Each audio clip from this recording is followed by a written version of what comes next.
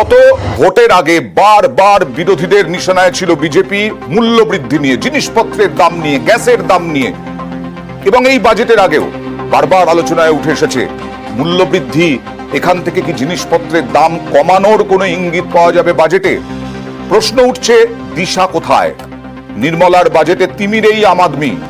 মূল্যবৃদ্ধি যদিও নিয়ন্ত্রণে বলে দাবি অর্থমন্ত্রীর, নাজেহাল সাধারণ মানুষ। 100 দিনের কাজ নিয়েও ঘোষণা নেই এই বাজেটে।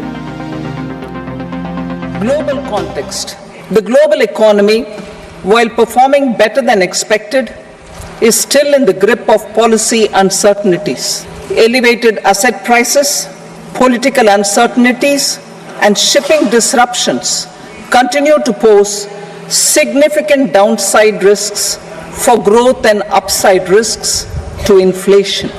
In this context, India's economic growth continues to be the shining exception and will remain so in the years ahead. India's inflation continues to be low, stable, and moving towards the 4% target.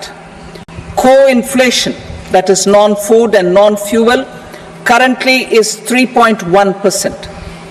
Steps are being taken to ensure supplies of perishable goods reach markets adequately. শৈবাল বিশ্বাসের কাছে যাব। কি পেলাম আমরা এই বক্তব্য থেকে জিনিসপত্রের দাম নিয়ে? উনি বলছেন আন্তর্জাতিক ডামাডোলের মধ্যে এখনো পর্যন্ত স্টেবল জায়গায় আছে ভারতের অর্থনীতি এবং জিনিসপত্রের দাম নিয়ন্ত্রণে। নিয়ন্ত্রণে বলতে আপনি যদি ওভারঅল ইনফ্লেশন দেখেন তখন তো বলবো যে 5-5.5% রেট রয়েছে, কিন্তু এই যেরকম ভেজিটেবলস আপনি বলছেন অনেক দাম বেড়ে গেছে এইসব। আর আমরা একটা রুরাল বেসড ইকোনমি, এখনও 50% লোক রুরালে কাজ করে, বিরাট কোনো রোজগার নেই বহু লোকের। তাহলে আমাদের ইনফ্লেশনটাকে যত কম রাখতে পারবো তাহলে সার্ভাইভ করা সম্ভব হবে। আমাদের যদি ইনফ্লেশন বেড়ে যায় আমেরিকার পক্ষে সম্ভব না। এখান থেকে কি আমি পেলাম জিনিসপত্রের দাম কমার ইঙ্গিত কোনো? খুব ইনডাইরেক্ট রেফারেন্সেস আছে, বাট ডাইরেক্টলি কোনো রেফারেন্স নেই। যেমন ধরুন রিনিউয়েবল এনার্জিতে যদি আমরা খুব ভালো কাজ করি তাহলে তেলের দাম, আমরা তেল কম নেব, তাহলে তেলের দাম যদি কম নিই তাহলে আমাদের খরচা কমে যাবে ইত্যাদি ইত্যাদি। দেখো খুব ফারফেচড কিছু কানেকশন আমি করতে পারি, কিন্তু এফেক্টিভলি বাজেট সারের দাম কমানো, বীজের দাম কমানো দেখিনি, শুনি ঘোষণা কোথায় শুনিনি। মানে যদি এগ্রিকালচার পেছনে উনি একটা আউটলে বলেছেন 1.35 না 1.4 crores, তার মধ্যে যদি এগুলো থাকে, কিন্তু 48 crores, ওর তার মধ্যে যদি কিছু থাকে উনি মুখে বলেননি বাজেট স্পিচে কোথাও। না 1.8 crores যদি থাকে সেটাও কি খুব একটা বরাদ্দ? 1.48 lakh crore 1.48 lakh crore, কিন্তু তার মধ্যে যে ফার্টিলাইজারে কিছু সাবসিডি হবে সেটা তো বলা স্বাভাবিক ছিল। এগ্রিকালচার ইকোনমিক সাইজটা আমি বলছি যে দেখো, একটা বিষয় হচ্ছে তোমরা তো বিরোধিতা করবেই, কিন্তু বিষয়টা হচ্ছে যে কর্মসংস্থানের দিশা নেই বলছেন অর্থনীতিবিদদের একাংশ, তার সঙ্গে 100 দিনের টাকারও 100 দিনের কাজের কোনো তথ্য নেই। এই তো ডিমান্ড সাইড ম্যানেজমেন্ট আর সাপ্লাই সাইড, এটাই তো আমাদের মূল বেসটা তো ওখান থেকে লড়াই। যে ওরা চাইছে যে তেলা মাথায় তেল দিতে, যারা শিল্পপতি আছে তাদের সাপ্লাই সাইড ম্যানেজ করতে যাচ্ছে। আমরা বলছি ডিমান্ড বাড়াও, মানুষের ক্রয় ক্ষমতা বাড়াও, মানুষের পকেটে বেশি পয়সা দাও। হ্যাঁ, ওরা এটাকে মানবে না। এবার আমি 2-3টে উদাহরণ দিচ্ছি। এই বক্সারে নাকি নতুন ব্রিজ বানাবে। হ্যাঁ,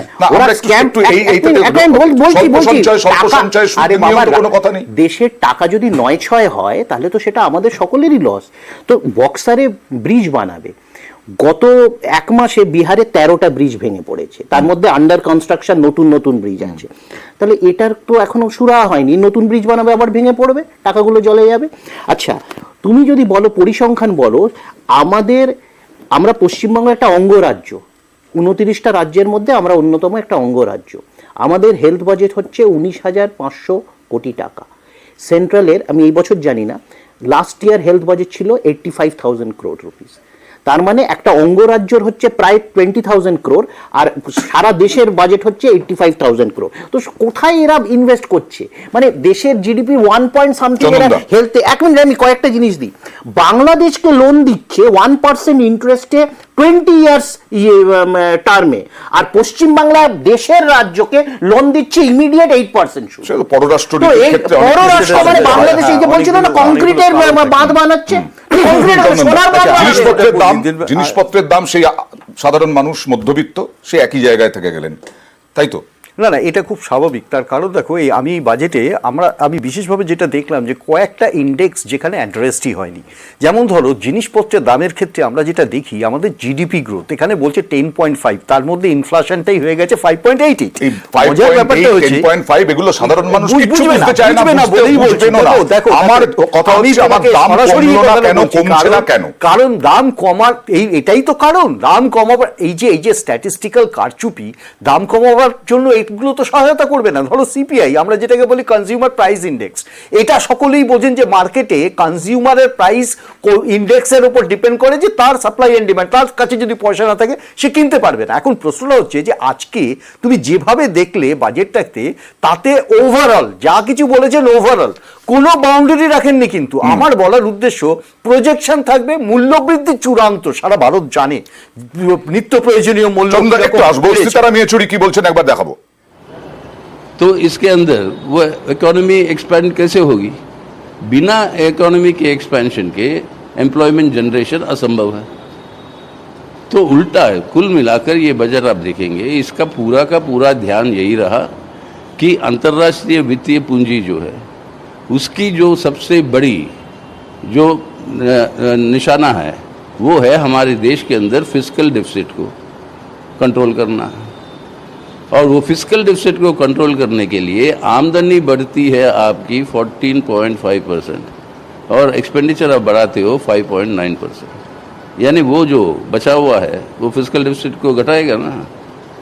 तो अंतर्राष्ट्रीय वित्तीय पूंजी को उनको जो है शांत करने के लिए, और इस उम्मीद से कि उसकी वजह से विदेशी निवेश जो है देश के अंदर आएगी, एफडीआई आएगी, इस उम्मीद के साथ जो आ नहीं रही है वो आएगी जब देश के अंदर मार्केट बढ़ेगी।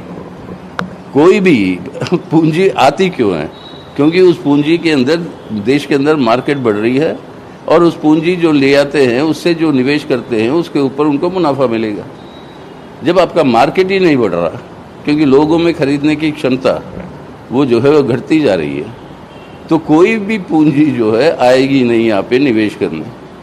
और जितना भी आप इंसेंटिव दे दो जो एम्प्लॉयर को, तो उससे कोई मतलब अब रोजगार बढ़ेगा नहीं जब तक देश के अंदर डिमांड बढ़ेगा नहीं।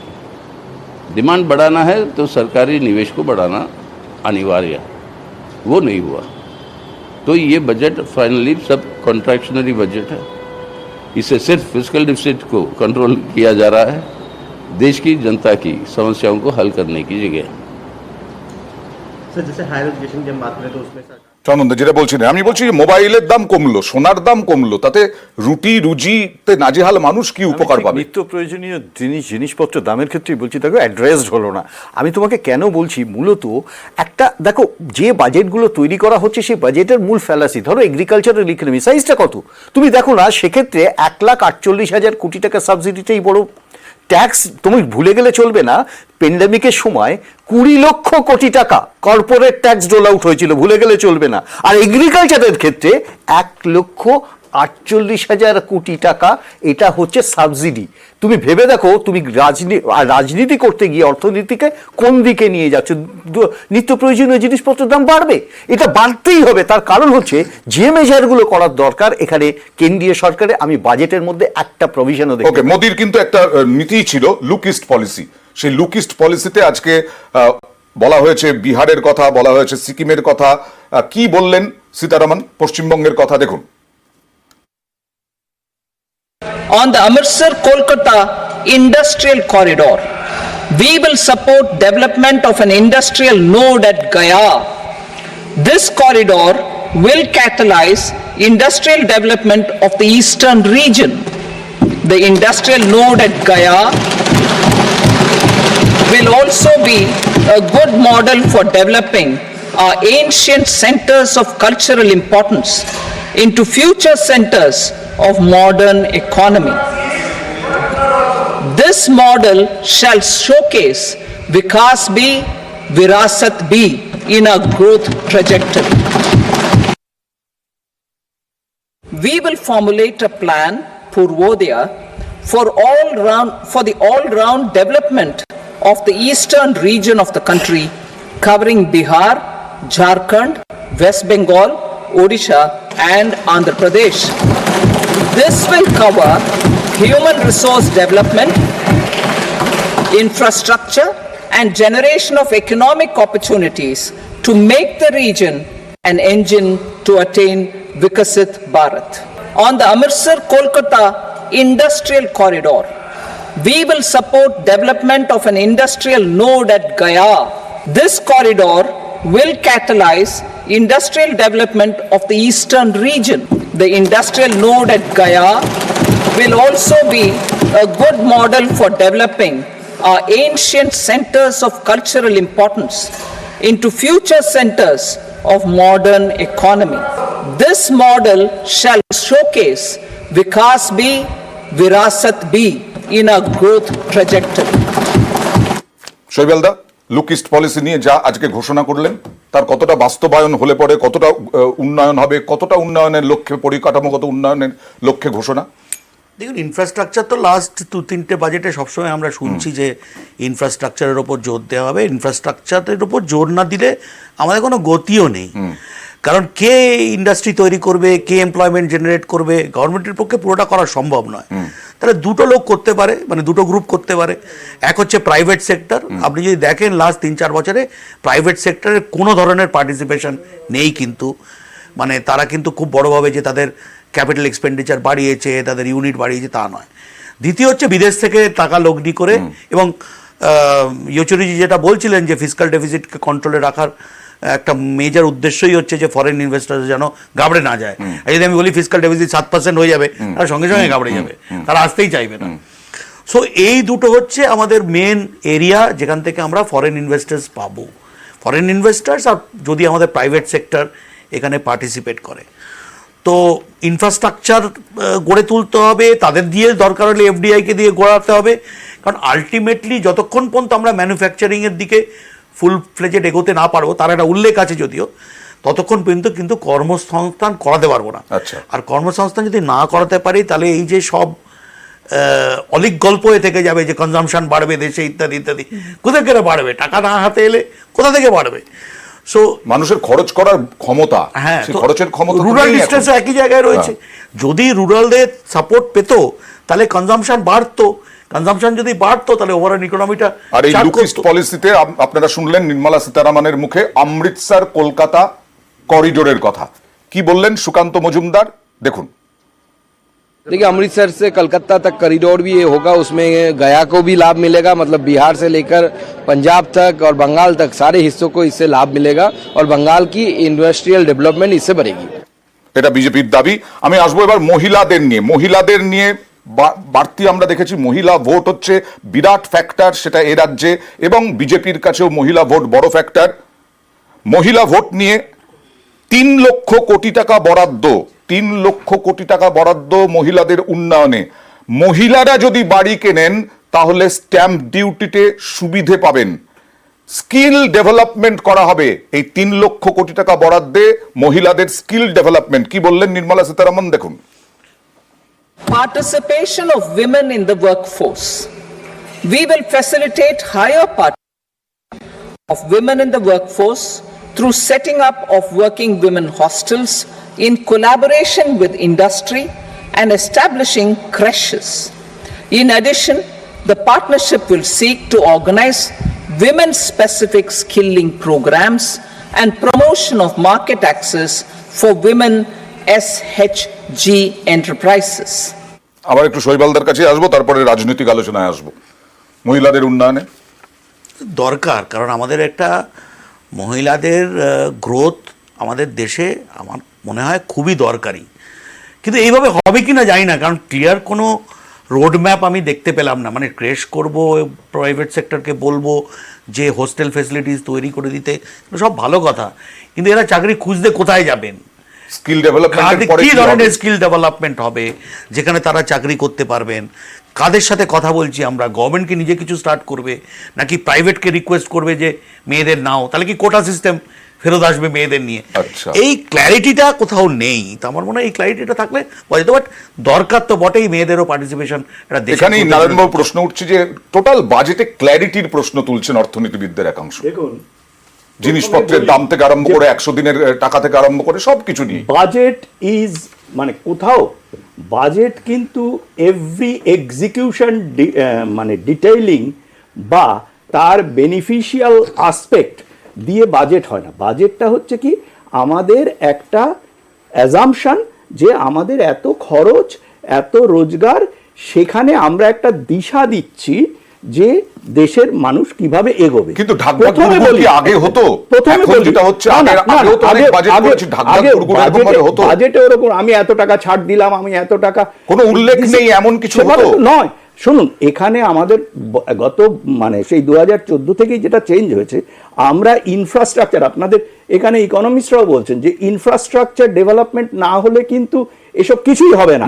3.4% অফ জিডিপি ইনফ্রাস্ট্রাকচার ডেভেলপমেন্টে, পার্টিকুলারলি ভায়াবিলিটি গ্যাপ ফান্ডিং এও কিন্তু উনি অ্যানাউন্স করেছেন, যার একটা প্রায়োরিটি হলো এই eastern region of the country, 1 নম্বর। দ্বিতীয় হচ্ছে মহিলাদের ব্যাপারে, হ্যাঁ, উমেন এবং গার্লস এই সম্পর্কে মহিলা সশক্তিকরণের জন্য আমরা কমিটেড। সেই দিক থেকে মোর দ্যান 3 লাখ ক্রোর এই 8 মাসে আমাদের সেখানে অর্থনীতিবিদদের একাংশ বলছেন যে পরিষ্কারটা কোথায়?